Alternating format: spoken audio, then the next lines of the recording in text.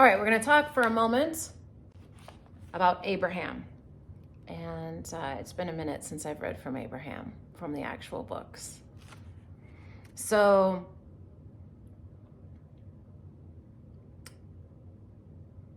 let's talk here about the best path to your intended destination. That's where this starts. And it says, if you've ever utilized an electronic navigational system in your vehicle, which everyone uses GPS now, you've surely had the experience of programming an intended destination and then for some reason deviating from the route. Something along the way may have attracted your attention, so you made an unscheduled turn along your route. Immediately, your navigational system begins signaling you are off course. You can explain your reasons for departing from your route, but your navigational system will simply continue to tell you that you've deviated from your intended route. But because as far as your guidance system is concerned, you are off your path. Of course, you could reprogram the system because of your new decision, and your guidance system would then regroup and make a new plan. But as long as you're holding a specific intention of where you want to go, but are moving in a different direction from that intention, warning bells will ring. Isn't it funny that we have something like GPS that's real world, that's so much like our emotional guidance system that guides us from the law of attraction? It's like we literally have a real world example of what this is like on a spiritual level, so we can make that metaphor. And I think that's fantastic, because we can all get this reference at this point, and how my spiritual guidance system can communicate with me the way my GPS system does on my phone or in my car, wherever you have yours.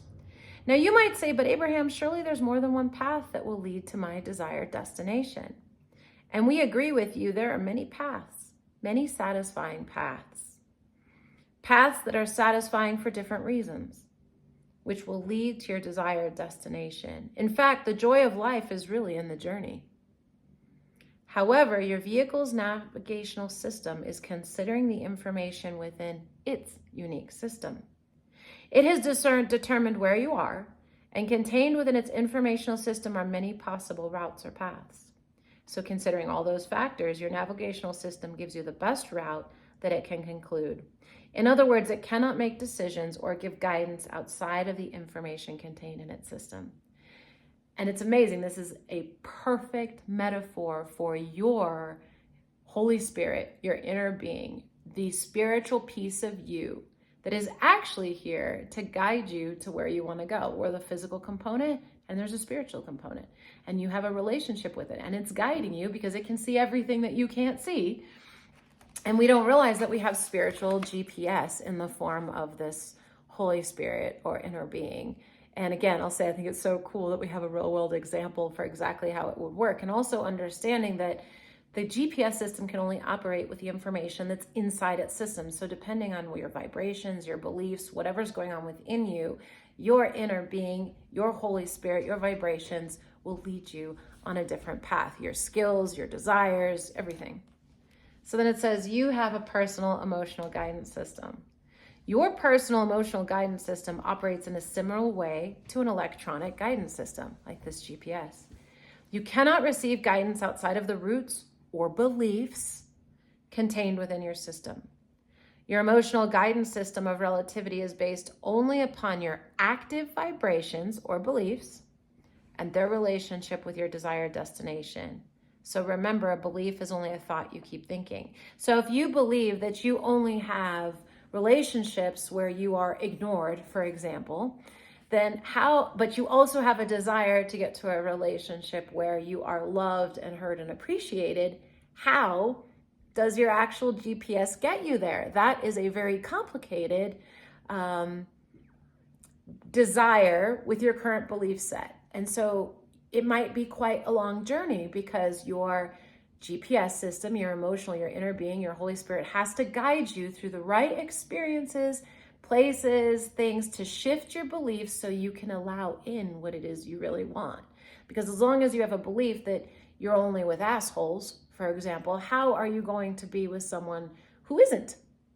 There's a lot of shifts that have to happen in your vibration, your belief system, to allow the opening for you to believe that you are worthy and with someone who treats you amazingly. And this is why Abraham focuses so much on you've got to change your beliefs in order to get what you say you want. Because as long as you believe you're only with jerks, you're only going to be with jerks. Your emotional guidance system can't get you there. It has to take you on this superly finagled path, like mine, for instance, to where I completely shut down dating altogether, gave up on love, had nothing to do with any of it, and went through this wild route in order to create a space for me to be with someone who is amazing and the opposite of anything I ever would have believed I could have previously.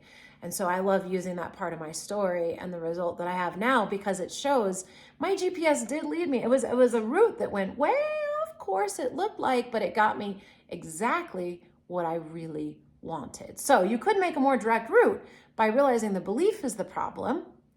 But the cool thing about the route I took is not only did it get me the relationship I want, it taught me how my GPS is leading me and how I could create a more direct route, but that this was also a route that worked because of this point. Your emotions are your indicators of the vibrational relationship of the active vibrations within you. You've come forth into this physical body as an extension of source energy. And the vibration of your source is always an active vibration within you. Okay, so source energy is really your GPS system. So it's always with us. That's why even when we're thinking negatively, not all just negative things happen, because we have a source that's always vibrating at good, that's sort of keeping things balanced. As you explore the variety and contrast of your own life experience, natural preferences relating to the way you would like things to be are vibrationally emitted from you in the form of vibrational signals similar to electronic signals. You are literally beaming these signals forward into your future experience. So when you are feeling like you don't have enough money, you are asking for more money. Whether you are literally asking for it and sitting and praying for it, you are emitting this request. If you are feeling lonely, you're emitting a request for more companionship. If you are afraid, you are emitting a request for calm and for more security. It automatically happens. Whenever a preference or desire is born within you as a result of something that you are living, that vibrational signal shoots forth like a rocket of desire and begins amassing power and clarity in your vibrational future and what we lovingly refer to as your vibrational escrow. This is why other spiritual thought processes will say the kingdom of heaven is within you. You are literally creating this heaven that you want through these rockets and requests that go into a vibrational escrow. The question is, can you shift your beliefs to where you can allow these things in? Or do you want to sit with your old beliefs that things don't work out for you, or you don't have enough, or you don't know how to make enough money, or you're trying to think through how to get there, like, well, how would I get a job that pays me more because I don't have this, this, this, and this? Or are you just relaxing and letting in? Are you working to shift your belief that you are worthy of all these things and that it's going to happen? That's the most powerful point to be. Everything works out for me. I'm always loved, I'm always taken care of, and I'm worthy of having what it is I want. That's really where we want to get our belief systems to be, because everything can flow in from that space. And that's a form of faith. And it doesn't really matter what you have your faith in, other than the power of good to show you good and that you're a piece of that. It is held in your vibrational escrow expressly for you. No one else can swoop in and take it, depriving you of your own creation. So you are creating these things. This is how creation happens.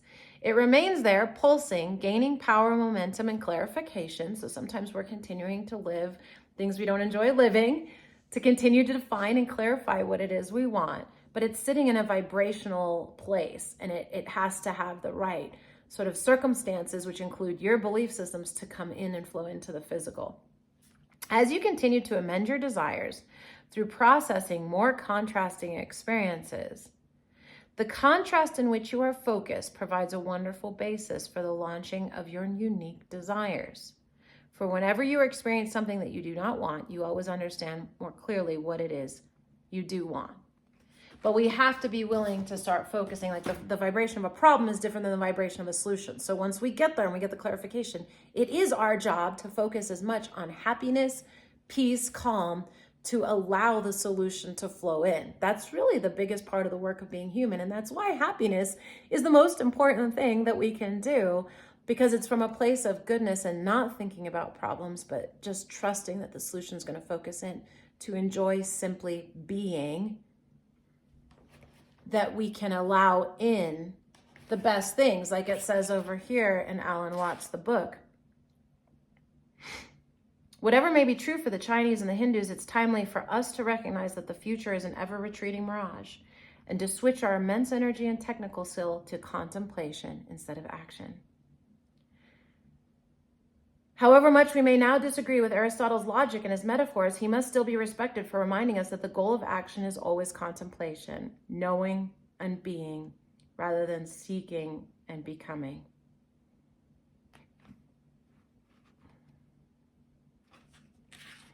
How is it possible that a being with such sensitive jewels as the eyes, such enchanted musical instruments as the ears, and such a fabulous arabesque of nerves as the brain can experience itself as anything less than a god? And when you consider that this incalculably subtle organism is inseparable from the still more marvelous patterns of its environment, from the minutest electrical designs to the whole company of the galaxies, how is it conceivable that this incarnation of all eternity can be bored with being?